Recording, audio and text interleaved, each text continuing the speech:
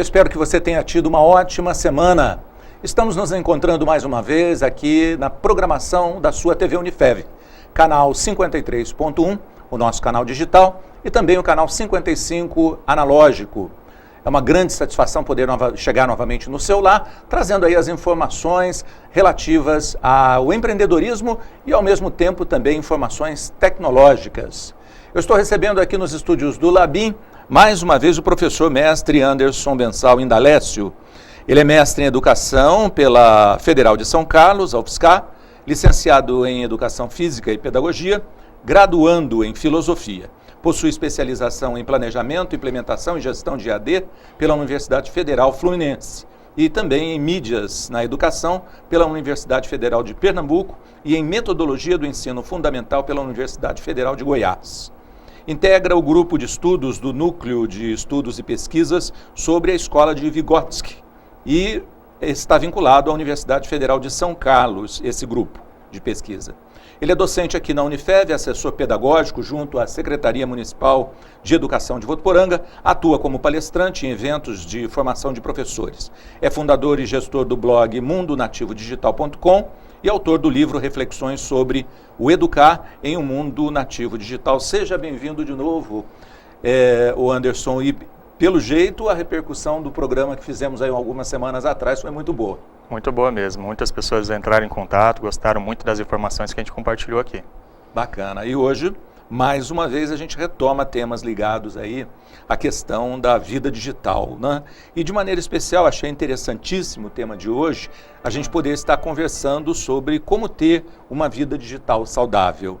Então, dentro de um contexto histórico, olhando aí o tempo em que nós ingressamos nessa era tecnológica e principalmente digital, como a tecnologia tem influenciado a vida do homem, a vida das pessoas? É muito importante essa sua pergunta, né? Porque normalmente as pessoas acham que tecnologia é esses instrumentos que a gente está tendo contato Sim. hoje, né?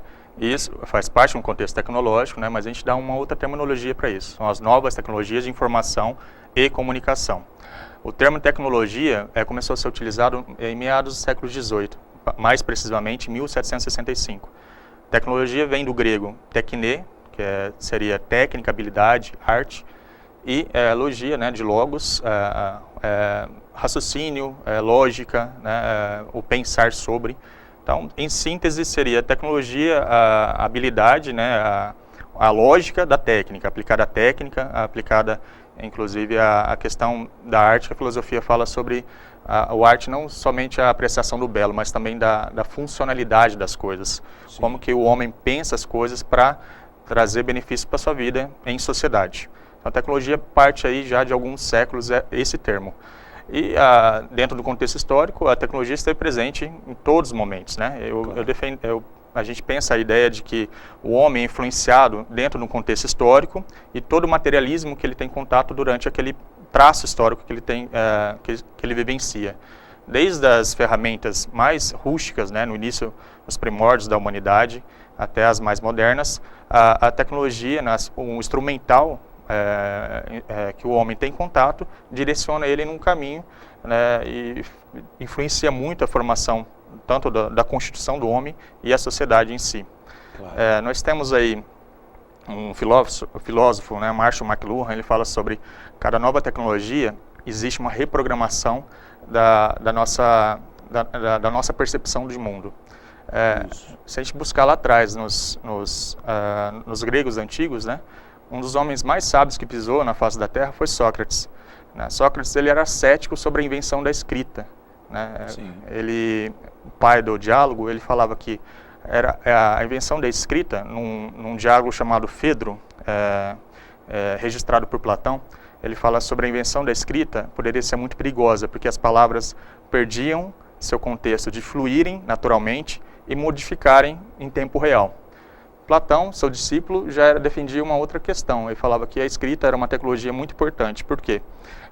Ele superava dois elementos importantes, que é o tempo e o espaço. Mesmo após a morte do seu autor, aquele conhecimento poderia ser compartilhado durante todo o tempo, né?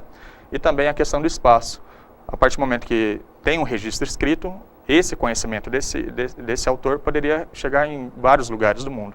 Claro. Né? Então, Platão, Sócrates não registrou seus pensamentos, Platão, seu discípulo, que fez o registro, e a gente tem contato, a partir desse pensamento que Platão defendia a escrita, né? Essa tecnologia que influenciou aquele tempo, a gente tem contato com os pensamentos de Sócrates. Né? Uma outra questão, algumas escavações do século XVII verificou que o crânio das pessoas da Idade Média, principalmente o tamanho da testa, que abriga uma parte do cérebro que a gente fala sobre o córtex pré-frontal, é a região do cérebro que a gente tem os pensamentos mais sofisticados. Sim. Né? Eram menores do que nossos crânios, o homem da modernidade. Por quê? Os estudiosos falam que a interação com o instrumental, né, durante o longo da história, fez com que o cérebro se aperfeiçoasse, aumentasse seu tamanho, suas sinapses, suas conexões, assim por diante, aumentasse seu tamanho e modificou o tamanho do crânio também. Né? Eu defendo essa ideia que existe uma evolução, né, do homem, né, mas a partir da criação, não do caos, mas existe essa evolução e a gente percebe, a neurociência está vendo também a mudança do cérebro das pessoas. Eles investigam vários contextos. O cérebro de pessoas alfabetizadas é muito mais capaz daquelas pessoas não alfabetizadas. Então, a simples capacidade das pessoas decodificarem os símbolos, que são as letras, identificarem palavras, enunciados, faz um cérebro não só mais capaz em relação à linguagem, mas em todas as outras capacidades cognitivas. Então, a partir daí, a gente vê essa questão do instrumental, né, que o homem produz, tecnológico, e como isso influencia, né, biologicamente, inclusive, né, a evolução do homem, e sem pensar nas questões culturais e sociais dessa evolução. Praticamente dá para dizer que a nossa evolução ela acontece muito menos por esforço do que pelas sinapses que a gente faz, os conhecimentos que a gente acessa e o manuseio das tecnologias. São essas três coisas que vão influenciar muito mais na evolução do homem. Com certeza. Né? Existem alguns episódios da história que remetem muito a isso. Friedrich Nietzsche, um filósofo alemão, ele teve problemas de saúde, ele perdeu a visão. Ele diminuiu muito a capacidade de visão dele e ele não tinha mais capacidade de fazer seus manuscritos. Sim. Né? Toda a comunidade filosófica na época lamentou isso. Né? O que será do grande filósofo, do grande pensador daquela época? Ele ganhou de presente uma máquina de escrever. Aí, com a habilidade, né, que ele não enxergava, porém ele desenvolveu a habilidade de escrever os textos. Mas aí o pessoal percebeu uma grande diferença nos escritos de Nietzsche, né? E ele reconheceu isso. Ele falou, nosso equipamento de escrita muda a nossa percepção e nosso pensamento. Né? Olha só. Veja isso. Se do manuscrito para a máquina de escrever, teve uma grande diferença na filosofia de Nietzsche, né?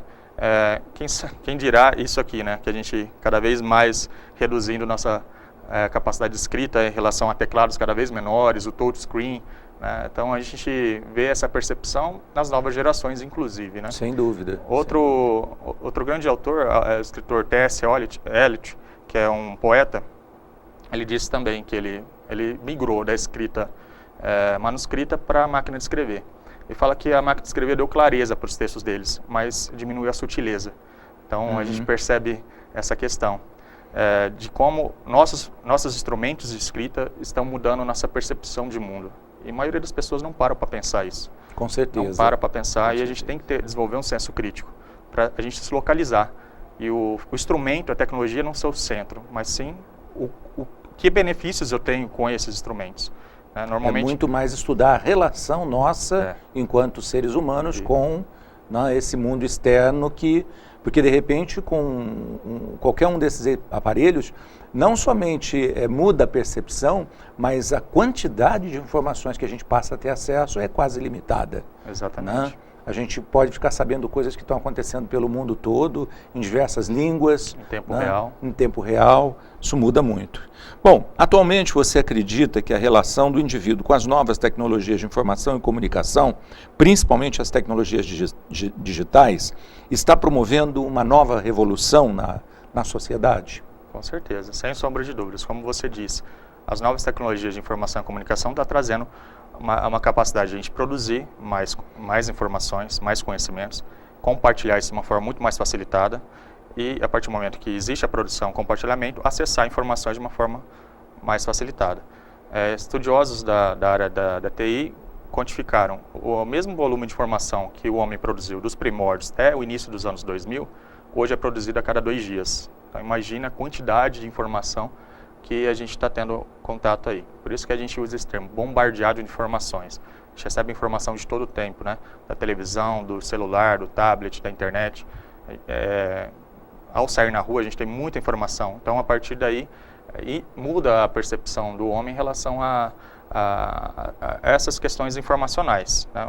Então, é muito complicado se a gente não tem um senso crítico em relação a isso, né? Porque é uma alavanca, né? Uma competência que é colocada à nossa disposição gigantesca, que a gente tem que ter, como, por exemplo, dar um carro para uma criança dirigir.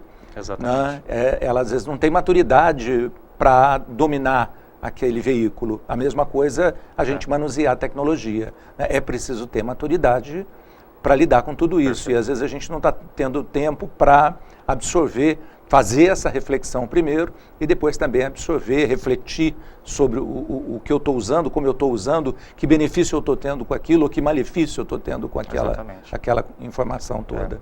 Hoje a maioria das pessoas tem um dispositivo em mãos que tem mais tecnologia do que a nave espacial que levou o homem até a Lua. Né? Então é uma tecnologia muito avançada e a gente não toma conta disso, não toma consciência disso. Isso pode ser perigoso. Por um lado, a gente vê a relação da comunicação, é importantíssima. A gente viu aí várias iniciativas aí na história. As manifestações de 2013 contra o governo, né? Foi instaurada a partir de relações nas redes sociais. Sim. Né? Recentemente, o governo federal lançou uma medida provisória para a reforma do ensino médio. Exato. Lançou à tarde. À noite, ele já mudou de ideia. Por quê? Nesse meio tempo, e durante 2 horas, as pessoas se manifestaram tanto nas redes sociais que fez com que eles repensassem todas as medidas que eles tinham pensado naquela medida provisória. Então, realmente, isso é fantástico e se a gente pensar nesse molde, né, ter isso como algo que vai trazer benefícios para mim e para a sociedade em que eu convivo, é fantástico. Claro. A gente tem outras iniciativas, por exemplo, isso pode se tornar o compartilhamento de informações muito superficial. Poucas pessoas sabem que de uma iniciativa que ocorreu naquela nave espacial Columbia, né, em 2013, foi um fracasso, né, ele explodiu no ar. O que aconteceu? O relatório, se você ter acesso ao relatório dos problemas que ocorreram em relação a esse episódio, foi que o uso endêmico do PowerPoint nas reuniões dos engenheiros fez com que muitas informações importantes não fossem compartilhadas. O PowerPoint, ele trabalha com tópicos. Né? Então, muitas informações ficaram entre linhas. Uhum. E isso ocasionou um problema mecânico na nave, que explodiu, matou toda uma tripulação, né? Teve um prejuízo de bilhões de dólares, né? Porque foi utilizado de uma forma indiscriminada o PowerPoint, que hoje a gente vê aí muitos professores usando, né? Reuniões, empresários, muitas coisas ficam entre linhas. Então, é muito importante a gente usar a ferramenta a nosso favor, mas saber contextualizar todas as informações que você quer compartilhar. Muito bom. Você fez observação antes a respeito da medida provisória. Já é possível, por exemplo, para um governo, através do volume de manifestações, ele perceber a densidade da opinião da população?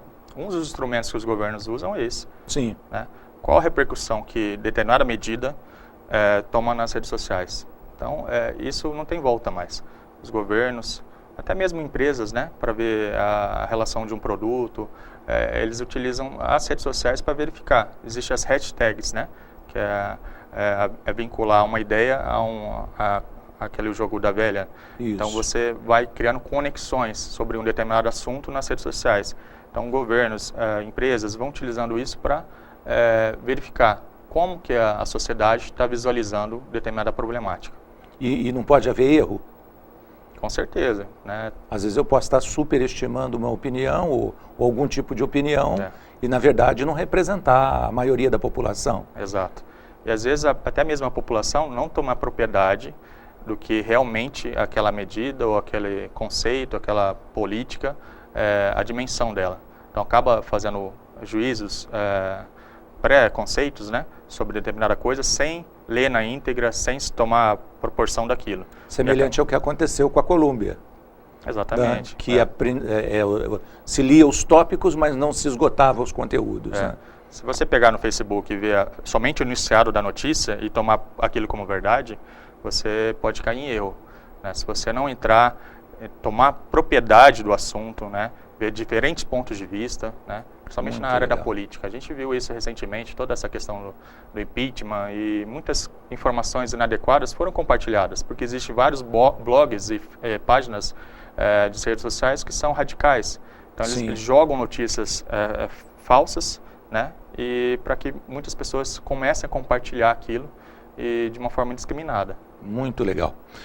Bom, eu vou fazer um rápido intervalo e a gente vai voltar, porque o tema hoje está muito bom. Tenho certeza que o telespectador também, aí de casa, está gostando. Daqui a pouquinho a gente continua com o programa Empreender. Não saia daí. Voltamos já.